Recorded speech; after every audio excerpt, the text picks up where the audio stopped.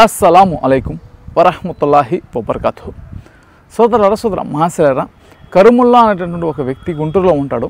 ఈయన మనకి ఫోన్ చేసి అడిగినటువంటి సందేహం ఏమిటంటే, ఖురాన్ గ్రంథంలోని 64వ అధ్యాయంలోని మొదటి వాక్యం అతనికి సందేహం వచ్చింది. ఆ మొదటి వాక్యంలో ఏముంటుందంటే, భూమి ఆకాశాలలో ఉన్నటువంటి సమస్తము అల్లా సృష్టించాడు, భూమి ఆకాశాలలో ఉన్నటువంటి సమస్తము అల్లా యొక్క పవిత్రతను కొనియాడుతూ ఉంటాయి అనేది ఉంటుంది. ఈయనకు వచ్చినటువంటి డౌట్ ఏమిటంటే, భూమి ఆకాశాలలో ఉన్నటువంటి సమస్తము అల్లా యొక్క పవిత్రతను కొనియాడడం అంటే ఏమిటి, ఇది నాకు అర్థం కాలేదు, తెలియచేయండి అని ఆ యొక్క వ్యక్తి అడిగినటువంటి ప్రశ్న. ఈయనైతే మన వీడియోలు చూస్తూ ఉంటాడు, రెగ్యులర్గా ఖురాన్ చదువుతూ ఉంటాడు, ఈ ఖురాన్ అనేది బాగా అర్థం చేసుకున్నాడు. కాకపోతే ఈ కొనియాడడం అంటే ఏమిటి అనేది అతనికి కొంచెం సందేహం అనేది వచ్చిందనమాట. ఈ కొనియాడడం అంటే ఏమిటంటే, ఇప్పుడు ఉదాహరణకి నేనున్నాను, నా పేరు షరీఫ్, నేను బయట ప్రపంచంలోకి వచ్చాను, నాకు ఊహ తెలిసింది.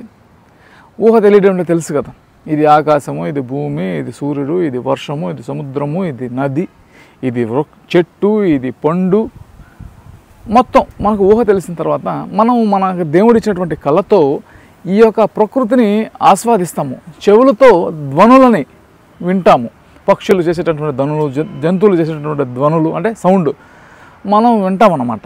నోరు ఇచ్చాడు, దేవుడు సృష్టించినటువంటివి అన్నీ కూడా మనం తింటాం, నోటితో తింటాము, మాట్లాడుతుంటే ఇతరులకు చెప్పడం, ఇవన్నీ కూడా చేస్తాడు అనమాట మనిషి. అలాగే నేను చేస్తాను అనుకున్నాను. ఇప్పుడు దేవుని యొక్క పవిత్రతను, ఆకాశాలలో ఉన్నవి, భూమిలో ఉన్న సమస్తము అల్లా యొక్క పవిత్రతను కొనియాడడం అంటే ఏమిటంటే, ఇప్పుడు ఉదాహరణకి నేనే కొనియాడుతాను, అబ్బా దేవుడు చూడరా ఎంత బాగా ఈ యొక్క ఆకాశాన్ని సృష్టించాడు, సూర్యుడిని చూడు టయానికి వస్తుంది టయానికి పోతుంది, ఎంత బాగా సూర్యుడిని సృష్టించాడు, చంద్రుడు చూడు హాయిగా వెన్నెలని, చల్లగా మంచి వెన్నెలని, చూసేందుకు చక్కటి వెన్నెలని దేవుడు మనకి ప్రసాదించాడు. అబ్బా సముద్రం చూడు ఎంత పెద్దదిగా ఉంది, ఎంత బాగుంది, అబ్బా ఏంది దేవుడి యొక్క సృష్టి, నదిని చూడు ఎంత బాగా ప్రవహిస్తూ ఉందో, నీళ్లు చూడు ఎంత స్వచ్ఛంగా ఉన్నాయో, ఈ పండును చూడు ఈ వాసన ఎంత బాగుంది, చూసేందుకు ఎంత చక్కగా ఉంది, తినేందుకు ఎంత రుచిగా ఉంది అనేది. ఇట్లాగ మనము ఆ దేవుడు సృష్టించేటువంటి సృష్టి యొక్క పవిత్రతను మనం కొనియాడుతూ ఉంటాం. అంటే దేవుణ్ణే కొనియాడుతాం అన్నమాట, ఎందుకంటే దేవుడే సృష్టించాడు కాబట్టి దేవుని యొక్క పవిత్రతను. అలాగే అవి కూడా దేవుని యొక్క పవిత్రతను గురించి చాటి చెప్పుతాయి అన్నమాట. ఇప్పుడు వర్షం పడుతుంది, ఎంత చక్కగా వర్షం అనేది పడుతూ ఉంది, ఆ సృష్టి చూడండి, ఆ వర్షం కూడా దేవుడి యొక్క పవిత్రతను కొనియాడుతూ ఉంది. పక్షి తన స్వచ్ఛమైనటువంటి మనసుతో స్వచ్ఛమైనటువంటి ధ్వనులను చేస్తూ ఉంది, దేవుని యొక్క పవిత్రతని కొనియాడుతూ ఉంది.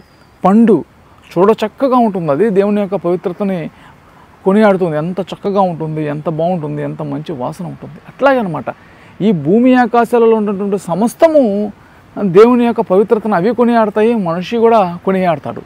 ఇవన్నీ చేసింది ఎవరు? అల్లా. వీటి మీద ఆధిపత్యం ఉండేది ఎవరికి? దేవునికి. ఇది దేవుడు చెప్తున్నాడు, ఈ భూమి ఆకాశాలను సృష్టించినటువంటి సృష్టికర్త ఒకే ఒకడు ఉన్నాడు, అవన్నీ కూడా దేవుని యొక్క పవిత్రతను కొనియాడుతూ ఉన్నాయి, మీరు కూడా దేవుని యొక్క పవిత్రతను కొనియాడండి. ఇది దాని యొక్క అర్థం. పవిత్రతను కొనియాడడం అంటే అవి ఈ ప్రకృతి ఎంత అందంగా ఉన్నాయో, దేవుడు ఎంత అందంగా చేశాడో అవి మనకి చెబుతున్నాయి. మనం కూడా ఇతరులకు చెప్పడం, మనకై మనం దేవుని యొక్క గొప్పతనాన్ని గురించి చాటి చెప్పడం అనేది ఇక్కడ ఆ యొక్క వాక్యం యొక్క అర్థం. ఇది సోదర మహాశరీర. అయితే మీ అందరికీ కూడా ఈ యొక్క ప్రశ్నకి సమాధానం అర్థమైందని నేను అనుకుంటున్నాను. మీ యొక్క ప్రశ్న కూడా సమాధానం లభించిందని నేను ఆశిస్తున్నాను. మీకు కూడా ఇస్లాంకు సంబంధించినటువంటి ఏ సందేహం ఉన్నా సరే, ఇక్కడ కనిపిస్తున్నటువంటి 8185038886 ఈ యొక్క వాట్సాప్ నెంబర్కి మెసేజ్ పంపిస్తే మీకు సమాధానం చెప్పడం అనేది జరుగుతుంది. ఇది సోదర మహాశయ.